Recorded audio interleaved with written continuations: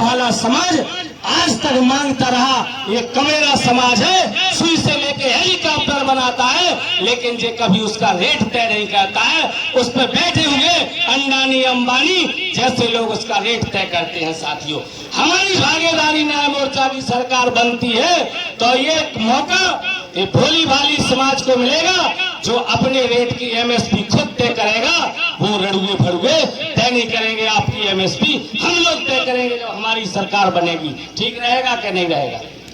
सही करेंगे गलत करें साथियों? तो मैं आपको बता देना चाहता हूं साथियों कि अगर भागीदारी न्याय मोर्चा की सरकार बनती है उत्तर प्रदेश में, तो जो वास्तव में देश के अंदर बहुत जरूरत है वो हम पहला काम करेंगे, जिससे हमारा समाज बहुत परेशान है। भागीदारी न्याय मोर्चा की सरकार अगर उत्तर प्रदेश में बनती है 2027 में, तो पहला काम करेंगे कि उत्तर प्रदेश में टोटल शराब बंद कराएंगे, जिससे समाज बहुत परेशान है। ठीक रहेगा कि नहीं रहेगा? अगर भागीदारी न्याय मोर्चा की सरकार बनती है उत्तर प्रदेश में, तो जो इन गरीब लोगों का पैसा केंद्र सरकार और राज्य सरकारों ने, जैसे Sahara India company, Pulse company, Sai Prasad company, ऐसी 3 लाख चिट फंड कंपनियों का पैसा इन लोगों ने रख लिया है और उनके डायरेक्टरों को जेल में रखा और उनके पैसे से मंत्री और मुख्यमंत्री बना रहे हैं। उत्तर प्रदेश में हमारी सरकार 27 में बनती है तो प्रत्येक गरीब का पैसा हम वापस दिलाएंगे। ठीक रहेगा कि नहीं रहेगा? उत्तर प्रदेश में अगर भागीदारी न्याय मोर्चा की सरकार बनती है तो जो इस वक्त केंद्र और राज्यों में बैठे हुए मंत्री और थानेदार, दरोगा, एसडीएम टैक्स नहीं देता है, वो टैक्स हम इनसे दिलवाएंगे। इस वक्त गरीब जो है रास्ते में निकलता है तो गरीब को टोल टैक्स देना पड़ता है, तो गरीब टोल टैक्स नहीं देगा, टोल टैक्स देगा तो प्रधानमंत्री, मुख्यमंत्री, डीएम, एसपी, कलेक्टर और थानेदार टोल टैक्स देगा। आम जनता टोल टैक्स नहीं देगी साथियों। ये हम कानून पास करेंगे साथियों। अगर उत्तर प्रदेश में हमारी सरकार बनती है तो साथियों 60 वर्ष के माता पिता को ये लोग 1000 रुपया भी नहीं देते, मुंह छीन छीन करके पेंशन देते हैं। अगर भागीदारी न्याय मोर्चा की सरकार उत्तर प्रदेश में बनी तो हम लोग 8500 रुपया बूढ़े माता पिता को हम पेंशन देंगे। ठीक रहेगा कि नहीं रहेगा? आप लोगों की वोट की ताकत से ये हो सकता है साथियों। अगर उत्तर प्रदेश में हम लोगों की 27 में अगर सरकार बनती है, कोई छोटी बड़ी पार्टी नहीं होती है। आप खुद गवाह हो कि पहले 2006 के पहले, 7 के पहले बीजेपी 0-0 में थी, सारे लोग बसपा में हो गए तो मायावती की सरकार बनी। 2017 में आपके जो है समाजवादी पार्टी छोटी थी, उनकी सरकार बनी। अब बीजेपी की बनी, केवल मन बना लो तो आपकी भी सरकार बन जाएगी। आप लोग सोच रहे हो कि नेताजी हवा में हाँक रहे, तो कोई पार्टी छोटी बड़ी नहीं होती है साथियों।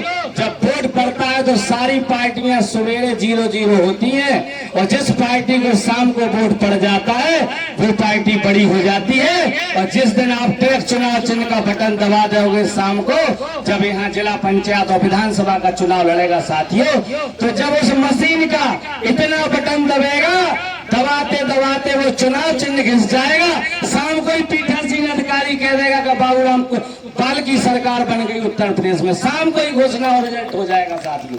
लेकिन आप लोग सोच रहे होंगे कि अध्यक्ष जी, तो मैं साथियों आपको बता देना चाहता हूं कि उत्तर प्रदेश में भागीदारी न्याय मोर्चा की सरकार अगर बनती है तो हम उत्तर प्रदेश में और भारत के अंदर जो इस वर्तमान सरकार ने प्राइवेटीकरण किया है नौकरियों का, और हर विभाग में 1 लाख से लेकर 2 लाख नौकरी खाली पड़ी है छोटे बड़े तबके की, उस नौकरी को हम खोलेंगे और प्राइवेटीकरण बंद करेंगे। ठीक रहेगा कि नहीं रहेगा?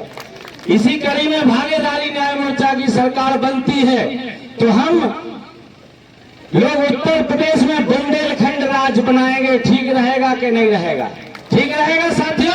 बुंदेलखंड राज बनेगा तो यही आपका मुख्यमंत्री बैठेगा, यही आपकी अदालत लगेगी, यही डीएम बनेगा, यही हमारे सारे विकास होंगे। ठीक रहेगा कि नहीं रहेगा?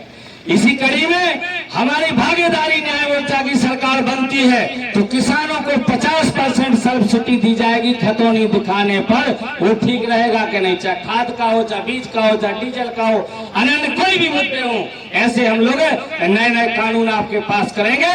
और भागीदारी न्याय मोर्चा की सरकार बनती है तो जो संविधान में लिखा है कि 6 वर्ष से 14 वर्ष तक के बच्चा बच्ची को ये सरकार के लोग अनदेखी करते हैं। अपने प्राइवेट कॉलेज इन लोगों ने खोल रखे हैं और सरकारी कॉलेजों पे ताले डाल रखे हैं, और इनके जो बच्चा बच्ची मास्टर हैं, अध्यापक हैं, ये लोग बैठे हैं वहां पर हम जो है उसका प्राइवेटकरण बंद करा देंगे। जो इन लोगों ने प्राइवेट कॉलेज खोले हैं अपने लिए, उसको हम सरकारी में बदलेंगे और 6 से 14 साल तक बच्चा बच्ची को सारा सुविधा देंगे। बस की सुविधा, खाने की सुविधा, आपके आने जाने की सुविधा, ड्रेस की सुविधा, ये संविधान में लागू है। ठीक रहेगा कि नहीं रहेगा? ठीक रहेगा साथियों। मैं अपनी बात खत्म करने के पहले लास्ट बात कह देना चाहता हूं। अगर भागीदारी न्याय मोर्चा की सरकार बनी, उत्तर भारत में सबसे पहले जाति जनगणना कराएंगे कि पाल का वोट कितना है और निषाद का वोट कितना है।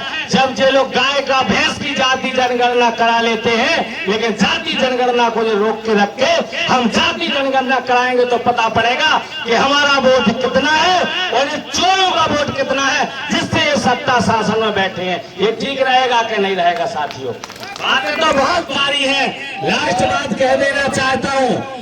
जुल्मी कितना जुल्म करेगा, सत्ता के हथियारों से अब पत्ता पत्ता डोल रहा है। भागीदारी न्याय मोर्चा के नारों से, भागीदारी न्याय मोर्चा के नारों से। लास्ट बात वही है, ऊपर अल्लाह और बीच में रमेश चंद्र निषाद मल्ला और भाजपा के लोग फालतू में मचा रहे हल्ला। नमो बुद्धाय, जय भीम। एक बार खड़े होकर नारे लगाइए सब लोग। आदरणीय बाबूराम पाल जी संघर्ष करो, आदरणीय बाबूराम पाल जी संघर्ष करो, भागीदारी न्याय मोर्चा जिंदाबाद जिंदाबाद, आदरणीय बाबूराम पाल जी संघर्ष करो। अभी तो लड़ाई है, आगे और लड़ाई है, अभी तो लड़ाई है, आगे और लड़ाई है। निकलो बंद मकानों से, जंग लड़ो बेईमानों से, निकलो बंद मकानों से, जंग लड़ो बेईमानों से। वोट हमारा, राज तुम्हारा, नहीं चलेगा नहीं चलेगा। पाल समाज ने ठाना है बाबूराम पाल की सरकार बनाना है, पाल समाज ने ठाना है बाबूराम पाल की सरकार बनाना है। बहुत बहुत धन्यवाद, जय भीम, नमो बुद्धाय। सभी लोग यहीं बैठे रहिए, आदरणीय बाबूराम पाल को सुनिए। इसके बाद लंच का कार्यक्रम है, वो भी लेके जाएं। हमसे कोई गलती हुई हो तो क्षमा करें। नमो बुद्धाय, जय भीम, जय पाल समाज।